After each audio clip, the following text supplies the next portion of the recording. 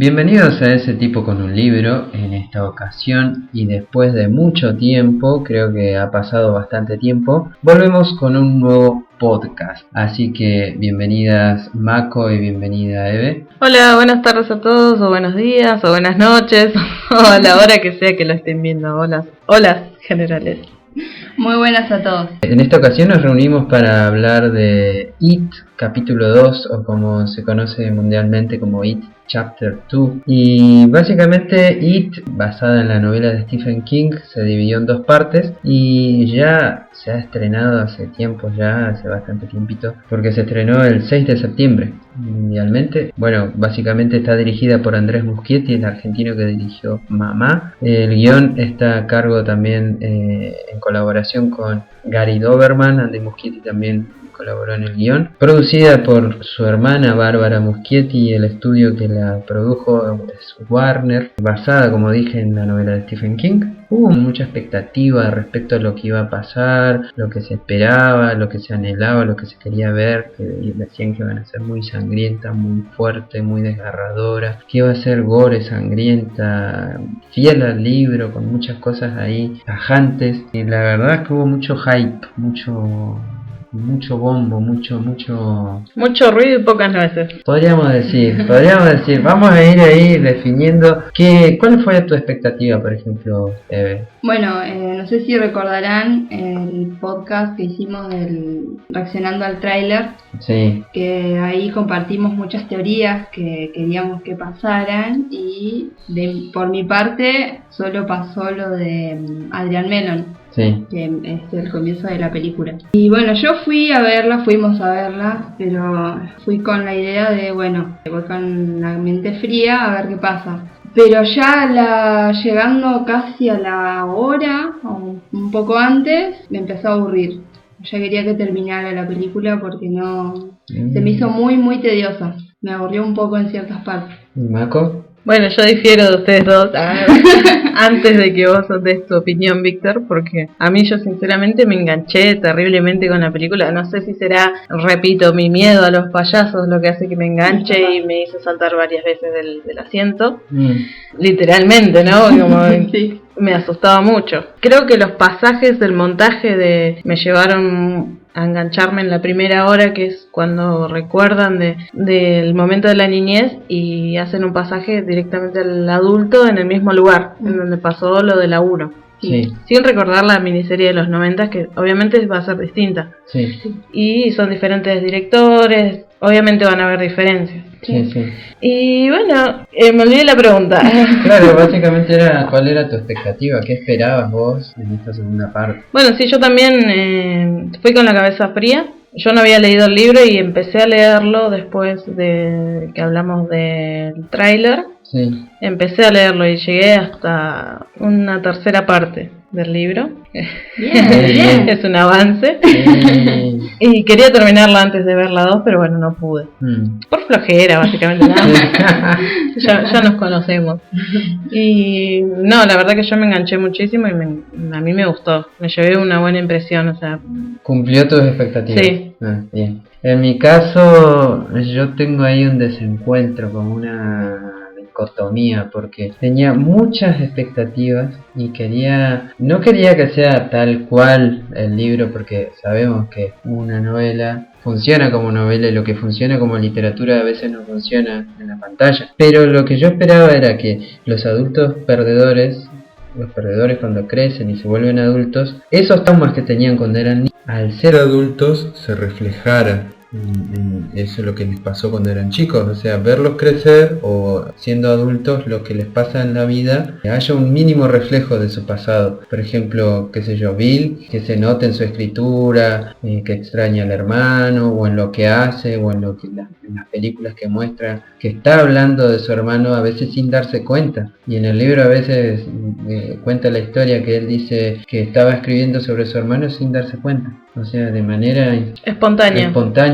Y eso es un trauma que lo persigue durante toda su vida, porque pierde a su hermano sabiendo que podía haberlo ayudado. Pasa lo mismo con Eddie, el chico enfermizo que tenía a su mamá que era obesa, que lo mandaba de acá para allá, que se casa con una mujer obesa también mandona. Eso se muestra en la película igual. Claro, pero es como un segundo. Igual todo el tiempo lo están cargando, como diciendo, te buscaste una que es igual a tu mamá, y Sí. cuando deciden irse del hospedaje en el que están, también agarra todas sus valijas, que en una hace referencia en que una tiene toda la ropa y en la otra valija tiene todos los medicamentos. Sí. O sea, hay pequeñas referencias, tampoco es que iban a hacer mucho hincapié para mí. Se iba a volver aburrida. Sí, yo en el caso creo que podrían haber utilizado narrarlo cinematográficamente. Y creo que se usó demasiado diálogo para mostrar, podrían haber mostrado más cosas y se volvió todo diálogo. Vamos a hablar de que él hace esto, entonces vamos a hablar y todo el tiempo es que durante las 3 horas eso por ahí empieza como a hacer agua, porque todo el tiempo hablan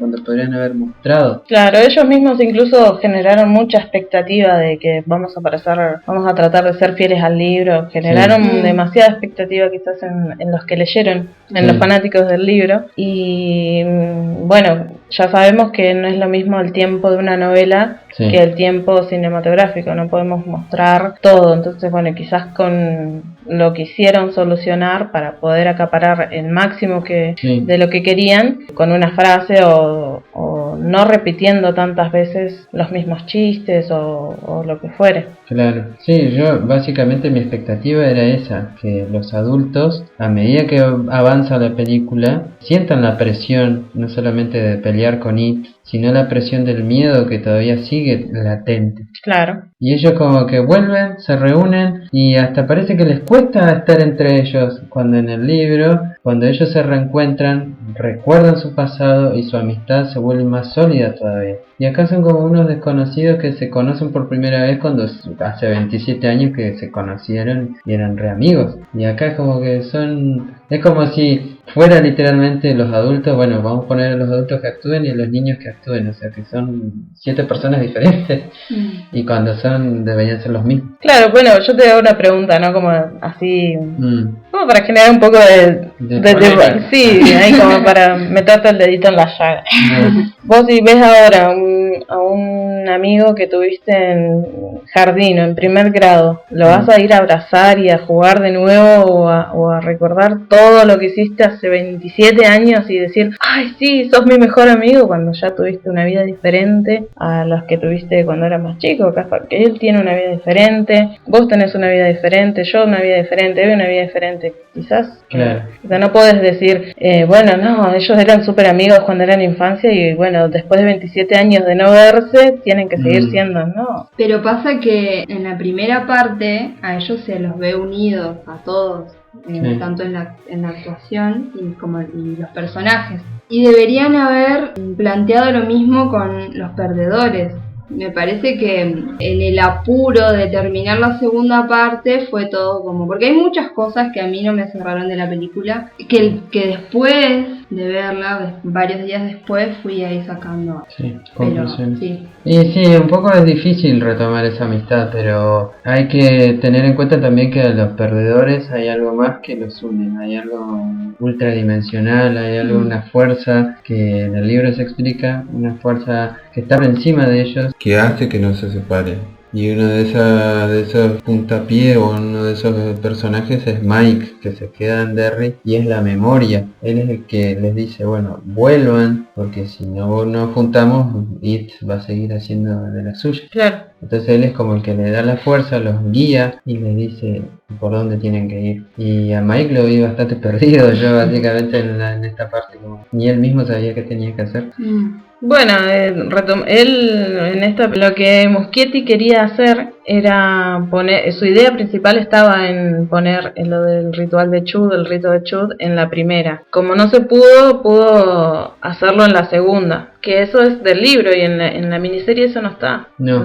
Y eso ya es un puntito a favor, digamos, para los fanáticos. Poner tampoco seamos tan exigentes. Pasa que ahí, como King colaboró con el guión, cambió todo lo que significa el rito de Chud y por lo tanto lo que significa It. It, que es un ser de otra dimensión que no es del planeta Tierra, pasó a ser para mí un simple payaso nada más que asusta y que se convierte en cosa.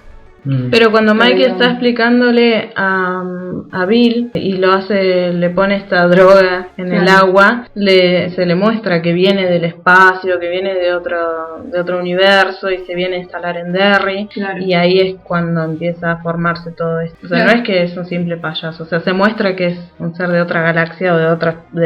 Claro, pero han minimizado todo el poder que tenía ahí. Porque para mí en la 1 y en la 2 es un simple payaso. No se llega a convertir ni siquiera en lo que Mike le muestra a Bill, cuando Bill ve todo lo que Mike vio, se encuentra con estos aborígenes. Sí, porque en el libro no aparecen los aborígenes estos que dice Mike. Pasa que sí, lo adaptaron para que más o menos se entienda, porque en el libro es más complejo, pero para mí minimizaron a It. A la criatura, sí. Porque básicamente It es un ser que no tiene forma. No es una criatura que vos puedas darle un significado físico. Y entonces, por ejemplo, hay un chico que se llama Patrick que sale en la película, pero en el libro Patrick tortura animales, tiene una cartuchera llena de moscas muertas que se las muestra a las niñas para asustarlas. Y cuando It se le aparece, básicamente viste que It toma la forma de tu miedo. Y entonces It le lee la mente a Patrick, pero Patrick está tan dañado de la mente que It no sabe en qué transformarse y se transforma en una cosa rara sin forma, no sabes qué es, porque ni siquiera el mismo It puede meterse en la cabeza de Patrick de tan enfermo que está. Eso me hubiera gustado ver, por ejemplo, una cosa toda morfa, porque esa es la cosa de otro mundo, se ve la cosa de otro mundo que hay una cosa mitad perro, mitad persona, toda rara, toda fea, así como, eso me hubiera gustado. Si lo logró Carpenter con una cosa, sí. Porque esta es una cosa rara, extraña. Y aparte, Warner tiene millones, se puede haber hecho una producción. No sé. Quizás al ser una película tan taquillera también tuvo mucho que ver, ¿no? De censurar muchas cosas, poner cosas que sean, sabiendo que la van a ver niños, porque es algo obvio que iba a pasar al ser tan taquillera, era al cine. Esto, de hecho, cuando fuimos, porque fuimos al cine los tres, nos olvidamos de decir, ya no nos subimos al barquito. Al barco pirata. Así que no somos tan ratas. No. Fuimos, bueno, aunque nos ganamos las entregas. Sí, es verdad. Sí, complacer a las masas. Claro, sí, a todos más o menos. Intentar complacer a todos, no servir a un solo amo, sino estar bien con el dios y con el diablo. Claro, sí. Yo pensé que Muschietti se la iba a jugar en esta segunda parte porque tiene a los perdedores adultos, pero no. Mantuvo ahí la fidelidad del estudio. Sí. Bueno, si no se iba a quedar sin el pan. Sin el pan. No, pero yo hablaba con un chico ahí en Twitter de que a mí me cae bien Muschietti, o sea, es una persona que vos lo ves en las entrevistas y no es alguien que esté así que, sí, soy director de cine y estoy allá y no sé qué, pero el tipo habla, te comenta, te charla, es fanático de Stephen King, pero... O sea, no puedo no criticar la película, no solamente porque no esta cosa del libro, sino porque pareciera como que no hay, como que le faltara ganas a la película o ganas de arriesgarse. Pero sí, es por el tema de la productora. Sí, por más que él lo hubiera hecho y se lo hubiera jugado, quizás lo censuraban igual. O sea, hay muchas películas que las recortan y la hacen versión cine. Claro. Hubiera estado bueno que lancen una versión cine y una versión sin censura también.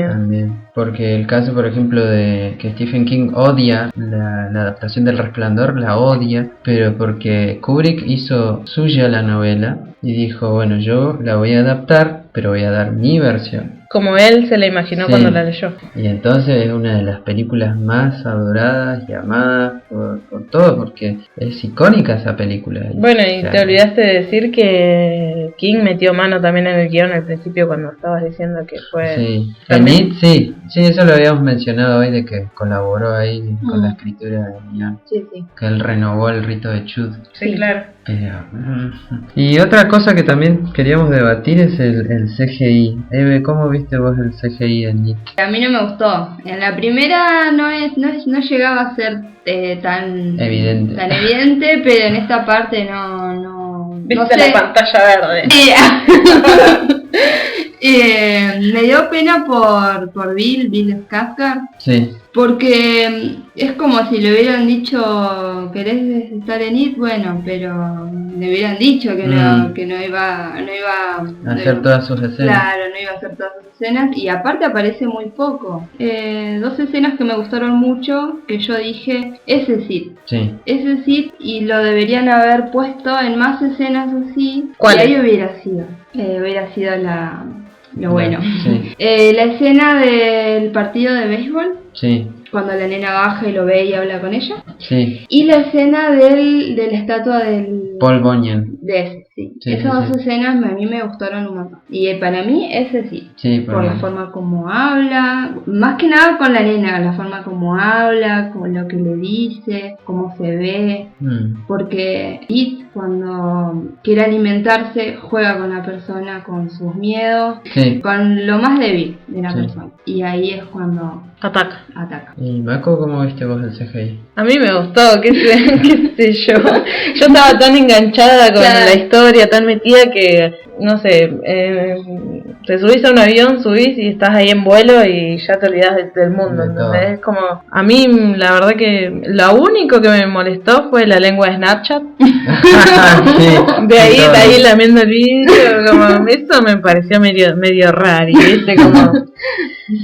Pero después por lo demás a mí me gustó. O sea, es difícil lograrlo también. O sea, yo me pongo en un poco en los zapatos de los demás. Yo sé que tienen toda una productora, que estudiaron para eso, que toda la bola, ¿no? Pero a mí me gustó, qué sé yo me lo creí. Tampoco es que es un film, no es Claro. algo real. Bueno, pero ponele, fíjate, Guillermo del Toro, que ha hecho un gran trabajo con maquillaje y... Hace mitad y mitad. Sí. No usa del otro y tampoco del otro, sino como que le da un equilibrio Sí. y vos te lo crees más. No decís, ay, veo la pantalla verde. Pero a mí el caso, por ejemplo, si vos me preguntás el tema del CGI, me dio un poco de cosa porque esta escena del tráiler que va a Beverly a reunirse con la mujer, con la anciana, como que parece que se viene algo re aterrador, y cuando aparece una cosa re alta, toda deforme, y se nota que está ahí hecho como... Y bueno, cuando le aparece el leproso a Eddie, y que hay una musiquita ahí que le ponen como cuando le vomita a Eddie. Y yo decía, Devuélvame mi dinero. No voy a pagar. pero no pagaste igual. Devuélveme mi entrada gratis. Sí, no, pero ¿qué más? Ay, a mí me ha causado mucho asco. No.